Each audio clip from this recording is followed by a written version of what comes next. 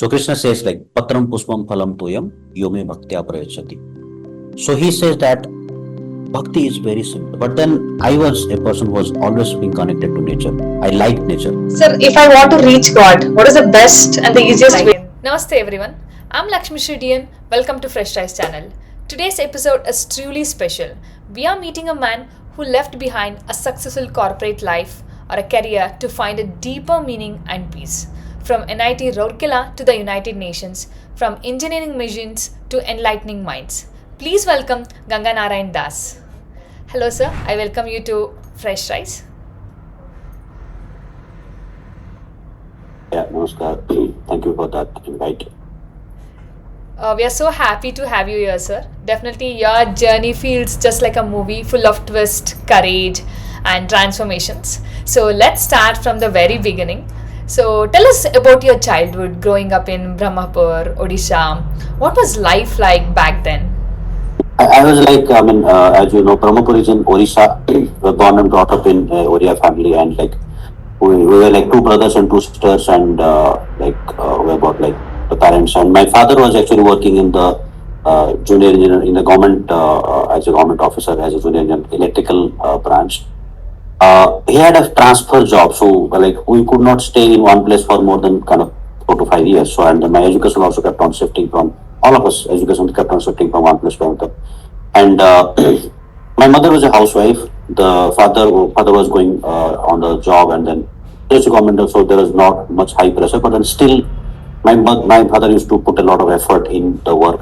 Okay. And yeah, we had a good upbringing, and I remember the childhood was good, and like I can say, like we got, I can say like I got the best mother anybody can imagine. I mean, I got the best father that anybody can imagine, and I got the best kind of childhood upbringing training that I had, very cultural and very deep values that I got from my parents. The next question, sir. It's such a common feeling that today's people they earn more but they feel very empty. So, what do you think that causes with them? Yeah, so the feeling of emptiness is coming because of the disconnection from our root cultural aspect. There are multiple factors contributing to such emptiness or such kind of a dissatisfaction. Majority, what I have seen and what people come with the problems with is that they have difficulty in connecting with people, they have difficulty connecting with their parents or kids or spouse or all kind of a different kind of relations. And more often, they are not in connection with themselves. They are not sure of their own identity. They are not sure of what their own life's purpose is. So that's what Bhagavad Gita speaks very emphatically is that before you know anybody else, we should know our own self, right? And then before you love anybody else, one should at least first love oneself. Now, definitely, we all love our own selves, but then the negative patterns that we practice within our own self, saying that I'm not good at this, I'm not good at that, I'm not looking good, I'm not good at intelligence, or I'm not good looking, whatever it is. So there are so many negations that we impose on ourselves, on our own identity, that creates a bigger clutter. And that's what Krishna clarifies in the second chapter, that you are not your body, you are not your mind, you are not your the thing that you are actually thinking of. You are as a original soul, and people have got disconnected from that original being as a soul. So you know what, so we have done a lot for our body. I mean, somebody spent 30-40 years, so you can imagine, like, we have eaten up like 1 kg per day with tons of food. We have applied kind of lakhs of rupees on the shampoo for hair, and then lakhs of rupees of on the soap and hair oil and whatnot, clothes and everything. So we have done everything for the body, and we are also trying to do a lot of things for our mind, the mental intelligence or the mental satisfaction. But people are not getting happy by supplying extravaganza to our body or our mind. right? But the soul is remaining empty. The soul is starving. So we should understand. We have understood in a way that what is the food for the body, but we have not understood what is the food for the soul.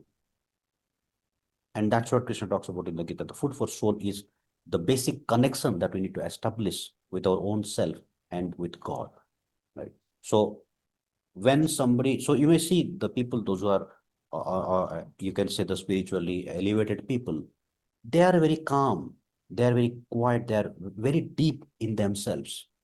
They don't get disturbed with every small thing out there.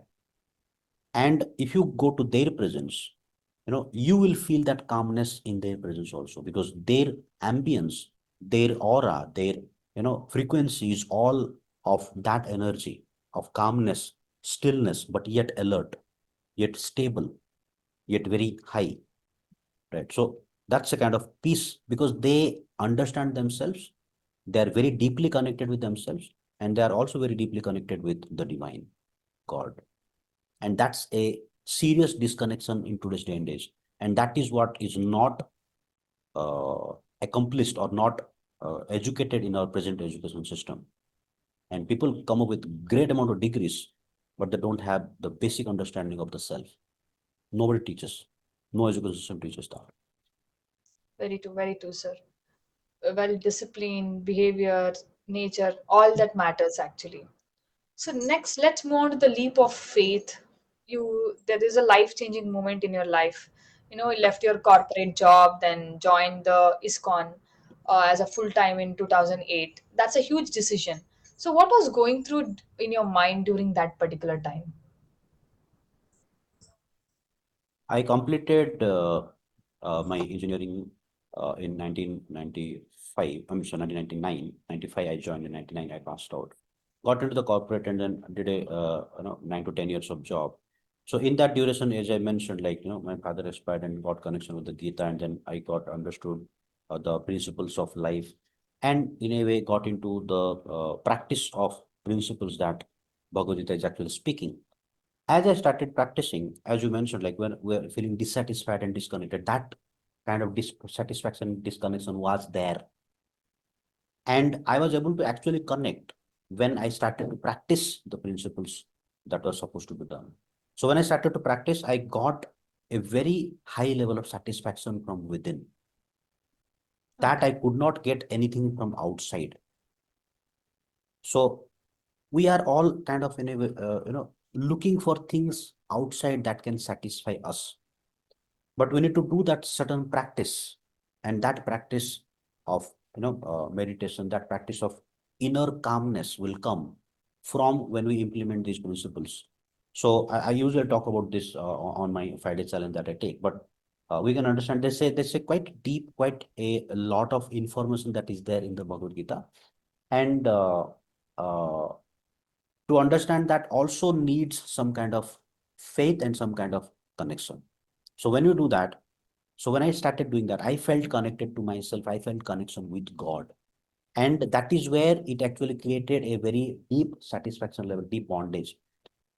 And to actually see that, uh, I decided that this kind of a lifestyle or this kind of a satisfaction that cannot be provided by any kind of material achievements. It is not possible, because it True. is something very deep connected to the soul. It's not, as they say, skin deep or body deep or even mind deep or even intellectual deep. It's quite deep up to the level of the soul. And that connection is what kept me satisfied, kept me grounded. And I decided that, what, I just want to lead this life. And the kind of doubts that I had in my mind, and all the confusions, that I got the clarity from the Gita, then I decided that, I mean, if I can devote one life to this, I can probably reach out to a lot of people who are in that kind of a dissatisfactory state. And that is what I decided to join. And then I decided, okay, I can give my full time to practice and propagate the Bhagavad Gita principles to a very larger audience, whoever needs that. Understood. So when you first shaved your head and worn that saffron robes, did you feel fear or freedom? I remember I 2008 May 14th. I went to Gaurampur, who's my senior, I just said, should I save up now? I mean, because I have now joined, and then, uh, yeah, go ahead. So I went and then, I used to have good amount of hair, so not like this kind, but then, you know that. So I saved up, and then I felt a transition that I'm moving from one zone to another. Okay. So saving up was one transition, and we did not get the saffron on the day one, because we got this. I joined in 2008. 2007, I joined as a trainee, as a graduate, as a what is a Vaishnava trainee. So that was 1 year training. And 2008, I joined as a second year training, and then I continued from there. So second year, I left the job. That means 2008, I left the job. 2007, I had the job, and then I continued staying in the temple. So 2008, when I saved, that time the saffron was given in 2012, after couple of years. So that is a system that we have. So after people join, they look at the commitment, they look at the seriousness, and then they are awarded the saffron. So when I saved up, that was one transition that I experienced. And when I actually got into the saffron ropes, that was another transition that I could feel that this is a serious level of commitment. People look up to us with a different eye now. A person that looks up to some person with normal, and then they look up to us in a different, is a completely different way, right? So it gives us a huge amount of responsibility and a commitment from an individual perspective. So that was something that I could sense the tension, that yes, I'm getting into a serious commitment zone. The transition is happening, and then I should now take it very seriously. And that's what has, and then I sought blessings from all the seniors, and then went ahead. Yeah. That's a wonderful journey, sir, from coding machines to decoding life, finding that peace. Really, really wonderful. So now let's move to the Govardhan Eco Village chapter. No, so today you are the head of resource management at Govardhan Eco Village, a global model of sustainability. So how did that role evolve? Okay. So my spiritual master, His Holiness Radhanath Swami, he gave a project to Gaurampur and the seniors. We have got a pool of senior body. And while I joined the VTA, the training period, and the BT, the next year training period, we happened to come to the Govardhan Eco Village for a 3 month training period. Okay. So that training period was a very nourishing and was very happy stay here, even though there was very less facilities, very less facilities. I mean, we didn't have running water, we didn't have electricity, very rural area. But then I was a person who was always been connected to nature. I liked nature. And Okay. Even in my college days, during my plus two and all, me and my friend used to go very deep into jungles, and then go to a riverside or a nala side, and then sit there, and then for hours and hours and hours, and look at the nature. That's the kind of thing that I had. So when I came here, I like, okay, I want to, if I get a chance, I'll come here. So I had already informed my seniors that I want to come to GEV given a chance. So they Okay. already had that in their mind. I had already communicated that. And when the project was supposed to come, so they had like a couple of names in their mind, and then one of those was me. So that is how the four of us were sitting in the meeting with our spiritual master, and then he laid out the plan that what are you going to do and what are you supposed to do that.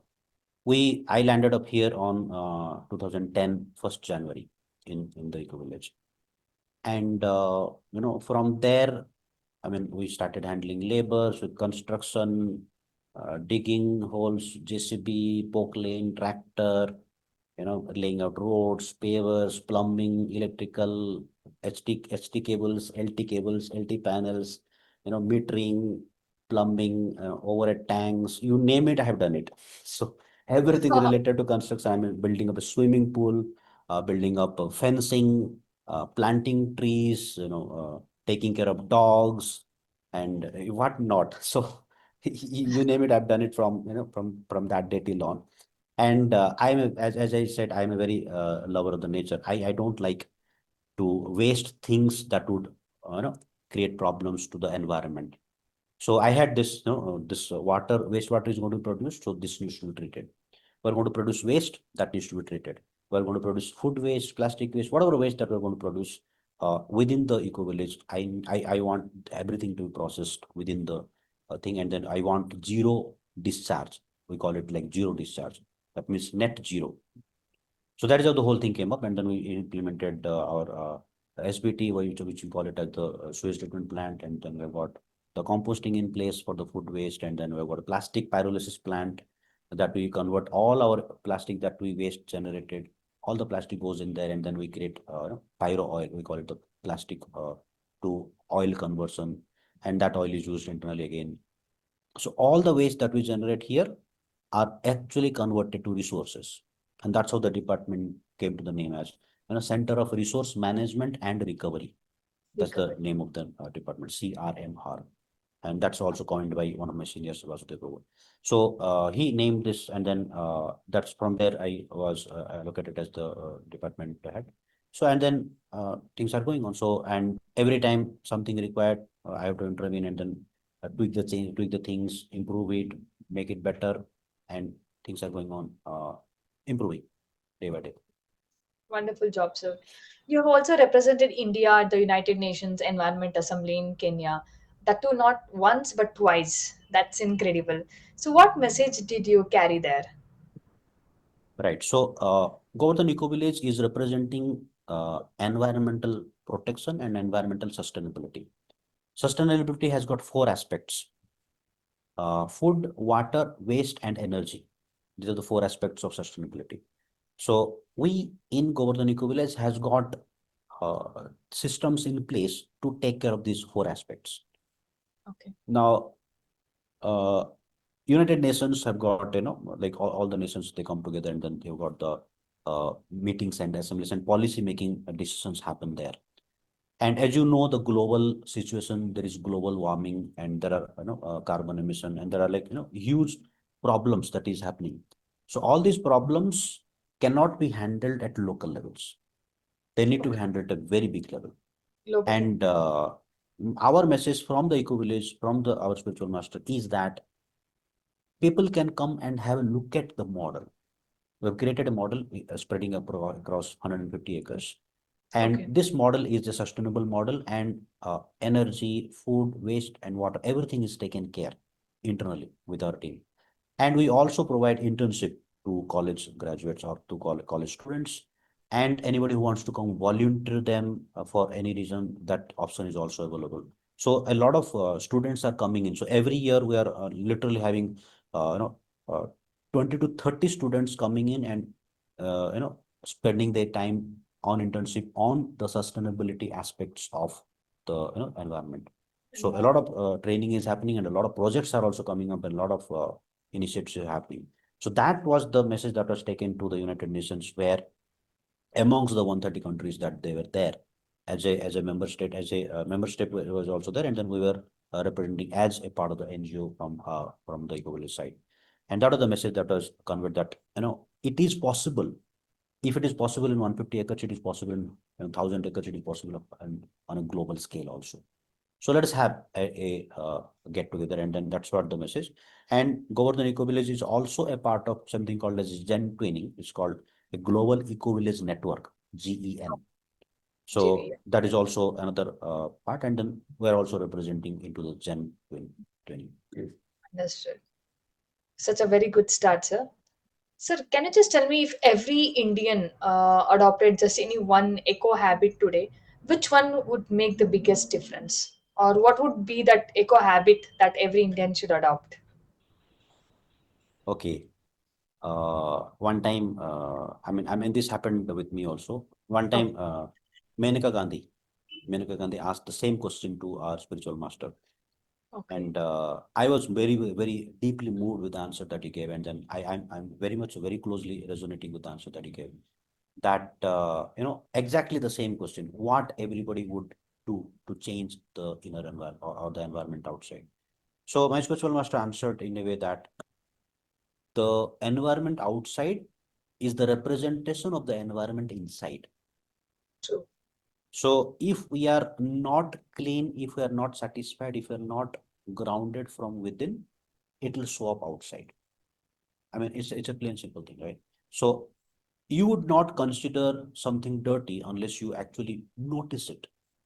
When I walk down from here to some place, I mean, within the premises, even if a small speck of plastic is, there on the ground, it catches my attention. I can see that. But when I tell people go pick, you know, pick those plastics, they just skip it. They can't see it. So I mean, it has been, I mean, it's not that I'm always looking for that, but then it catches my attention. I mean, I can see that. I can see what's going wrong where.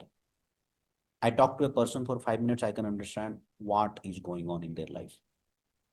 Right. So the internal difficulty that anybody has, it is actually showing up in their life. It is showing up in the environment. It is showing up in everywhere that they are common with. So we need to work on our internal environment, reading Gita, applying the principles. It will automatically show up. When the inner nature is clean, your outer nature will be clean. No doubt about it. Well said, sir. Now, let's move on to the Bhagavad Gita effect. You said that you often uh, read the Bhagavad Gita and it has changed your life. Can you just tell me which verse impacted you the most? Okay. It was always progressive. I mean, initially the one that I caught my attention was the simplicity with which Krishna presents. So Krishna says like Patram Puspam Phalam Tuyam Yome Bhaktya Prayachati. So he says that bhakti is very simple. Pleasing me or pleasing Krishna is very simple. All you have to do is like Patram, take a leaf, Puspam, take a flower, Phalam. So it is take some fruit, and Toyam is some water. So you can give a glass of water, you can put a tulsi in that and offer it to Krishna. Krishna will be happy. You can give a fruit, a small fruit, Krishna will be happy. So Krishna makes the process of connecting with him so simple that you can literally offer anything to Krishna. I mean, a kid who makes a drawing, I mean, even if the drawing is not very perfect, I mean, not the colors are not very perfect, the design is not very good, whatever it is. So even if the kid is making a drawing, and that drawing can also be offered to Krishna as a as a gift of the person, right? So anything can be offered to Krishna, and Krishna can readily, happily accept it. Now tell me, uh, any father or any mother, any parent, if they look at the drawing that was drawn by the kid, even if it is the most ugliest one, will the father or mother ever say, you know what, you can improve? They will say, It's me. wow, my kid is growing. You made Yeah, such a nice drawing. I mean, you know what happens to the kid? I mean, the heart is swelling.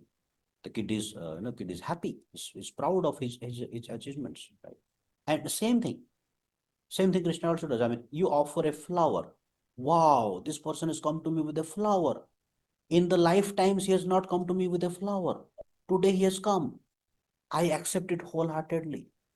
Krishna accept that flower, the fruit, the water, the leaf, whatever. I mean, leaf does not actually. I mean, you can offer a tulsi leaf with the food. With the food, you can offer any leaf. I mean, even if you offer a, let's say neem leaf, Krishna is going to accept it. okay. So, I mean, Krishna is open. I mean, all we need is to approach him. Take any means, doesn't matter.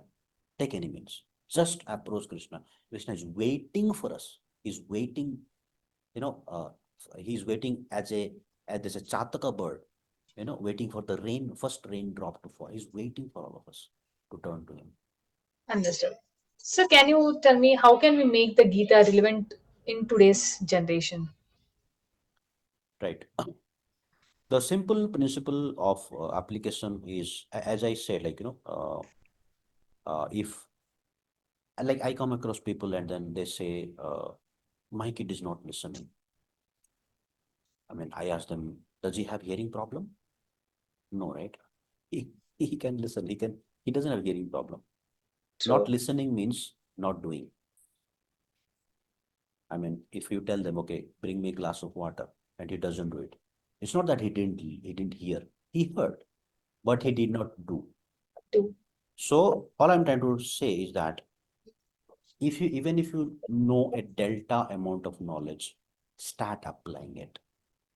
Head load of knowledge is not going to create any transformation in your life until you get down and apply it.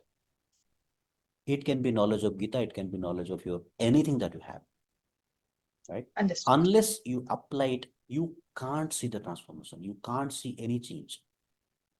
So I always say, get up and do it. Krishna is also saying, get up and fight. Krishna has been telling Arjuna repeatedly, get up and fight. And that's what Krishna is also saying, us, get up and do your duty. True. So, if at all Lord Krishna is using Instagram today, what do you think he would post? Wow. I mean, you know what? Instagram is an idea that basically is the source from coming from Krishna only. You can say that the source of everything. Now, if Krishna had to create, then he doesn't have to have a camera to shoot things, and then he would just create. Right. And as Krishna says in the Gita also, Swabhaviki Jnana Bala Kriya Cha. It basically means that all his energies are always engaged in his service. So if he wishes, not does, wishes, if he Wishes. wishes that, okay, I want to create 20 reels today, done in the next second. And it's done, it's posted, and it is gone. And people are already watching it, right? So, and Okay. this is what Krishna can do, right? True. But the question lies again. Now, if he wants, he can do it, and then but the point is, Krishna also respects the free will of the living entity. You can't put a gun across somebody's head and then ask me, love me. I mean, the person will say, I love you, but then that's not love. True. So all Krishna is doing that. He's inspiring people through his activities, through his leelas, through his knowledge, through his pastimes. That, okay, I mean, you have known all this knowledge. Now start applying, start getting connecting with Krishna, start understanding Gita, and start getting connecting with him and with his people. And you will know, and you will understand, and you will realize, and you will experience the transformation that you can actually undergo in your life. Understood. Definitely, I guess this will go viral for sure. So, you have also trained corporate leaders, students, families. What's your secret to leadership that inspires rather than controlling? Leadership has got one specific thing that I have learned from my spiritual master is that my spiritual master does the exact same thing. Okay. He loves people like mother and father. We just have to love people. I mean, whoever it is, whoever they are, and in whatever situation they may be, good, bad, worse, whatever it is. So he has loved people like mad. Mad means literally mad. I mean, so and I'm also trying to love people.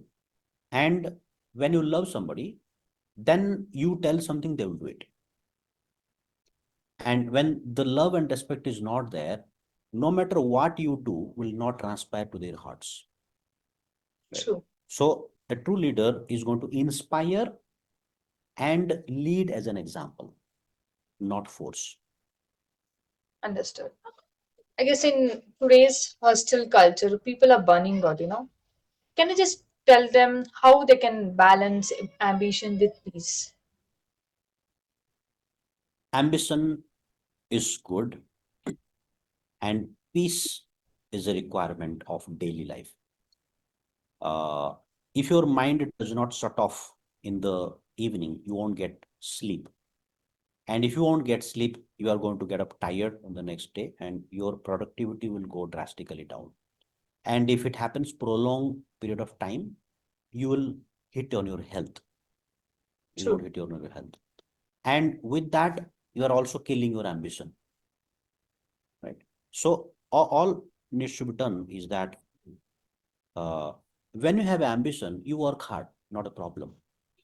But you understand what needs to be taken as a food, the amount of rest, the amount of water, and the amount of rejuvenation that you need. You need to have that kind of a space planned out, right? Okay, let me work for, let's say, another 15 days, let me work like mad. I'll work for like for another 15 days, and I'll take a 2-3 days of break. Do that. So it needs to be planned that way. You can, some people can work like multiple hours. Good, not a problem. But you need to have that break also so that your body rejuvenates. Otherwise, you'll fall sick. And recuperating from that health ailment will also take time. Right? So you need to have that understanding that health is precious, and taking care of health is very important while you are pursuing your ambition at the same time. Understood. Well said, sir. Everyone should hear that. Okay, now let's move on to a quick rapid fire round. So, one word or one line answer. So, can you just define success in one word? Discipline. One habit that destroys peace. Fear of failure. Okay. Leadership, control, or compassion. Service. That's good. Money or mindfulness. Focused mindfulness. One myth about monks. Monks don't have problems. The first thing you do every morning. I hear my spiritual master. Okay. Message to your 25-year-old self. Get up and do it. Okay. If you could ask God one question, what would it be? How can I serve you? One line to the devil. Hmm. You know what? There is nothing called as a devil. It's in here. Okay. And the devil that we call is something that we want to do for self-aggrandizement. And when you turn that to service to God, this vanishes, devil vanishes. Okay. What scares you the most? What scares? Yes. Oh, if I don't perfect in my life in the Krishna consciousness. Wow. That was really short and sharp, sir. Thank you so much. You really answered it really well. So, you have inspired so many engineers, entrepreneurs, students, doctors. What do you want people to remember about Ganga Narayan? Whether they remember me or not doesn't matter much. What actually matters that if they ever happen to see me or look at me or whatever it is, if they remember Krishna by seeing me, by hearing me, by coming in touch with me, that's enough. I mean, even if they don't remember my name, doesn't matter. I mean, today I'm there, tomorrow I'll not be there. But Krishna is eternal. Krishna is going to be there.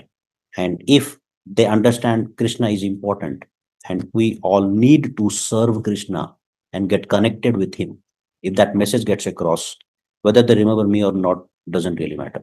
Beautifully said, sir. That's beautiful. Sir, does you secretly miss the luxury life once you had in the corporate world? Yes, I miss for good. Because now I understand that that luxury life might have caused a lot of distraction, and now because of that is not there, I've got good focus. Wow. Well said, sir. Sir, if a person from a lower caste becomes a monk, do they get the same respect as others? Okay, so there is nothing called as caste or anything, as Krishna also says, Chaturvarna Maya system, Guna Karma Vibhagasa. So the division of caste is happening based on guna and karma, not on janma or karma. Guna means the qualities they acquire at the time of birth, and karma is the activities that they do. So it's not the color of the skin, it's not the family in which they are born, it's not the country in which they are born, it's not even the religion in which they are born. All that is required is our faith to get connected to Krishna. That's all makes it important, nothing else. Understood. So, can ambition and spirituality coexist, or are they always are at the odds? To be spiritual is my ambition. So Well, I can be ambitious spiritual entrepreneur. I mean, right? If you say that way. well said, sir. Well said. Seriously. Sir, if you could change one thing about society today, what would it be? Uh, I always say this: I'm better than others is the worst thing that you can think about yourself. True. Does spirituality mean giving up love, relationship, and fun? We get up 4:30 in the morning, we dance at 5 o'clock in the morning. I don't miss fun. We are Even having good nobody time fun. does. We are having good time fun. And rather, I would say, we have got fastings on Ekadasis we fast, and on Dwadasis and on other festivals we feast.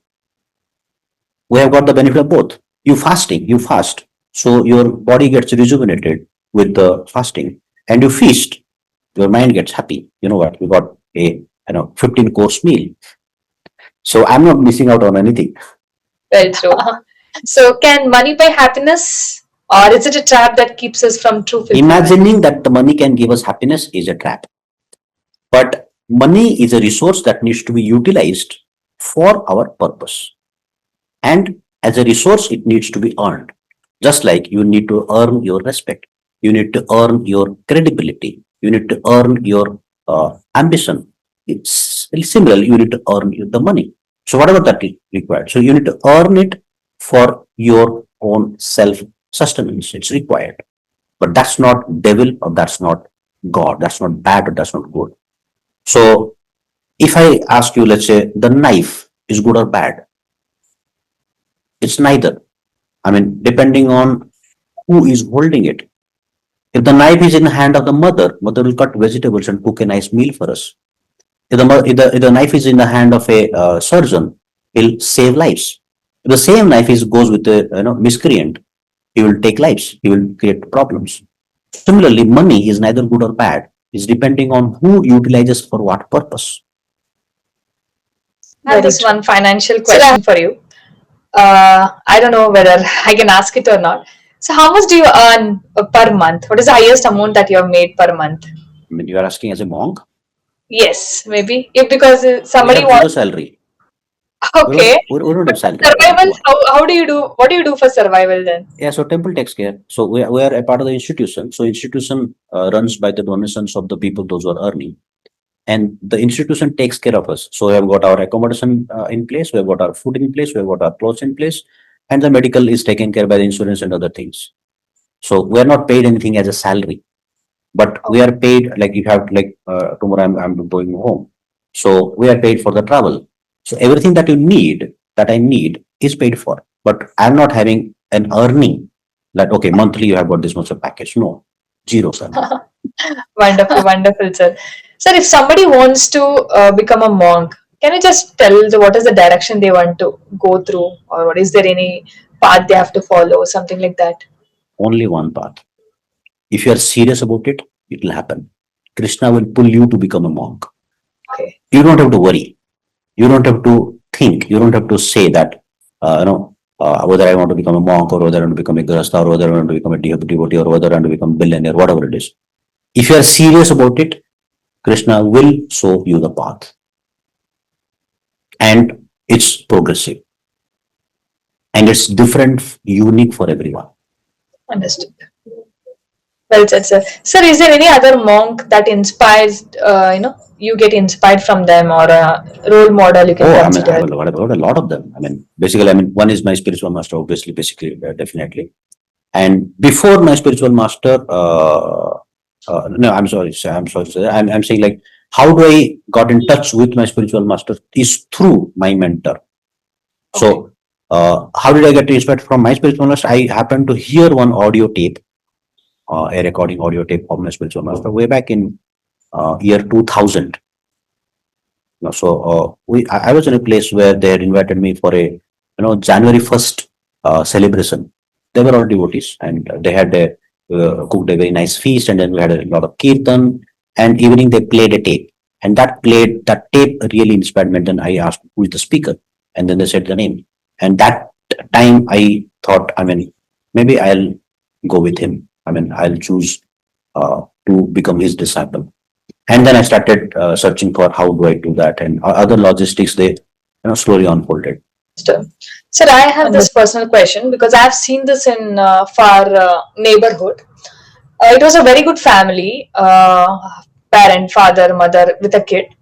And after some times, the father was working in a corporate life, and after some times, he feel that he wants to move towards spirituality, and he just leaves his wife and kid, and he goes to Isha Foundation and to just involve with the God, meditation, and everything. So, what do you feel about that? And the wife and kid are alone. They don't have anybody, and that person went there in the look of spirituality. So, what are your thoughts on this? So spirituality can be practiced irrespective of our physical, social state, in irrespective of our ambience or whatever it is.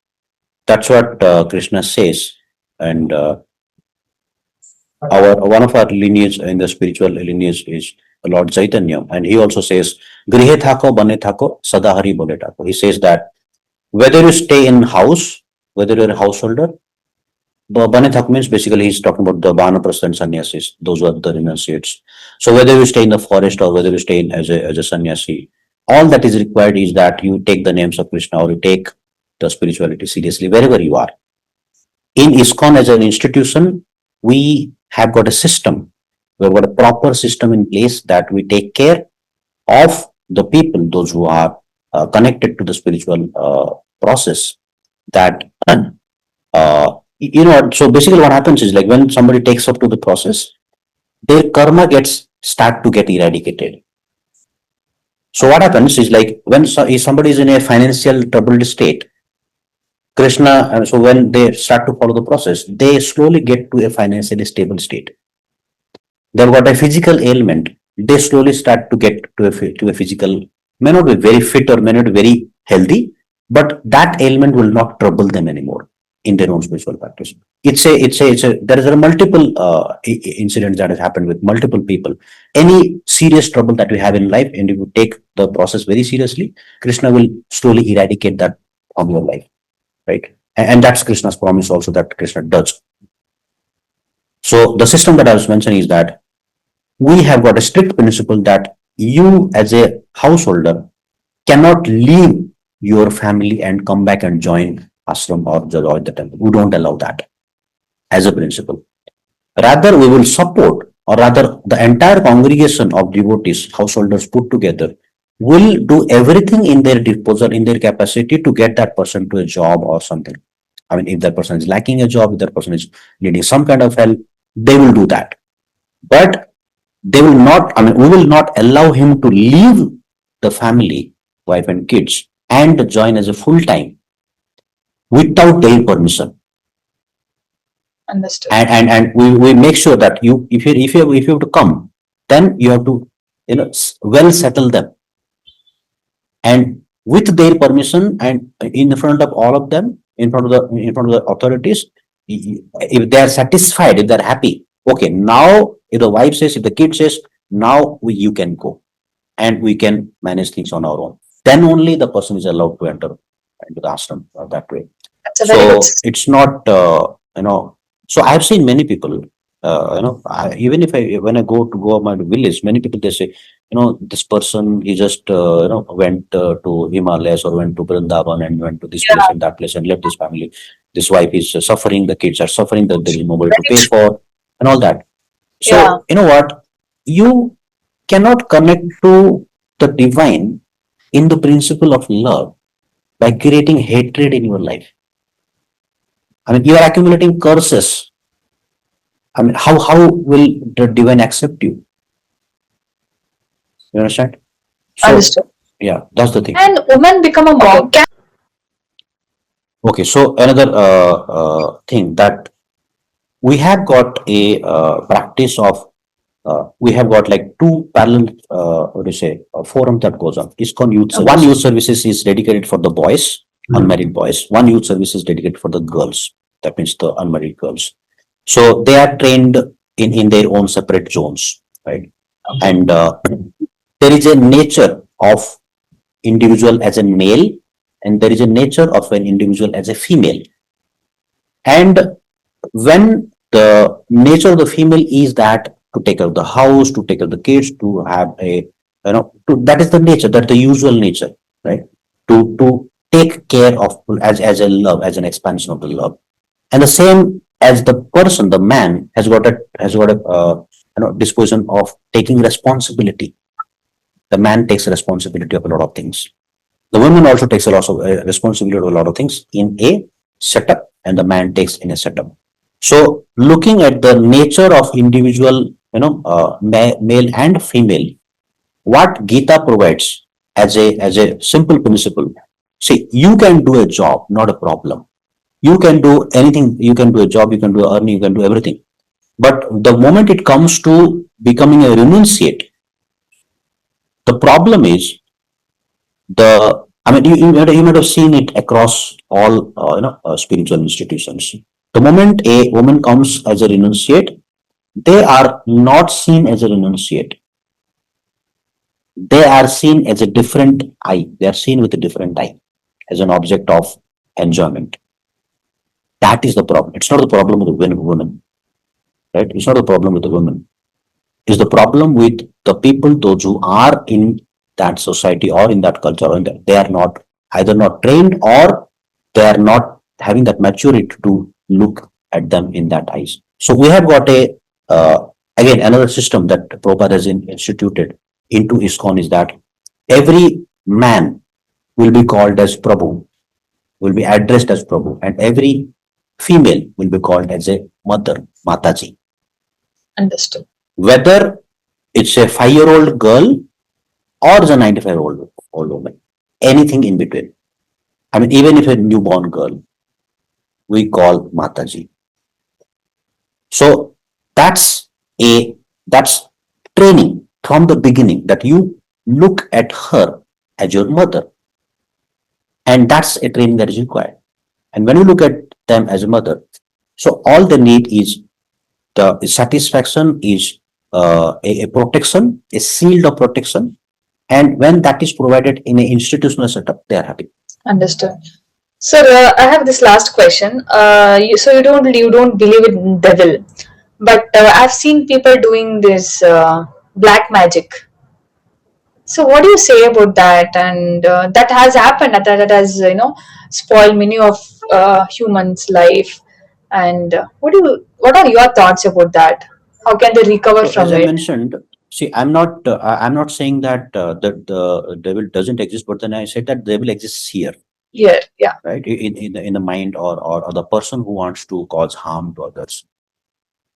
The person who thinks that I can get a benefit by harming other is the devil mentality, True. and they will use all kind of resources. They will use all kind of energies. So they use that black magic power to cause harm to others so that they can get the benefit. But it's like you went into a bank, you robbed it, and you have a lot of money now. Now you have a lot of money, but more than the money, you have a lot of anxiety. True. It comes for free True. because of the activity that you did. Yeah. Right. So it's not that the devil is going to get you something. It's also going to get you a bonus. That's a big anxiety, and that's creating huge karma. Huge karma. And the person is going to suffer like hell. It's going to suffer either in this world or in the next life or in anywhere. But I have seen people, they use black magic to cure people's ailments. That is Oh, good. I've seen people, they use black magic to solve people's problems. Good, that is possible. But black magic, as the name suggests, it's black magic, so it's only meant for doing wrong. sure. So they do it in that way. But the black magic can also be used for benefiting people. Possible. Well said, sir. True, very true. And the way, the perception you took to that question was really good. I really like that. Sir, if I want to reach God, what is the best and the easiest way that I can approach God? Krishna says in Gita, Satatam kirtayantu mam ye jana parijupasate. Tesam ityabhiyuktanam yogakshemam vaham. Krishna says directly, If you want to reach me, take my names. Okay. That's simple. Simple. Okay, that was really a wonderful conversation, sir. Definitely, you gave a lot of knowledge. I personally liked your podcast today. From circuits to consciousness, from success to surrender, your journey is truly inspiring. So, thank you, sir. Thank you so much for coming to Fresh Rise. You reminded us that real success is not just about having more, but being more. So, Hare Krishna. Thank you so much Thank you. for coming to Fresh Rise. Thank you very much for the invite. And even if it inspires one person, my life will be success. And grateful for this opportunity. Thank you very much. Definitely, I'm damn sure, sir, it will be inspired to many people. Thank you so much once again, sir, for coming to Fresh Rise. Thank you.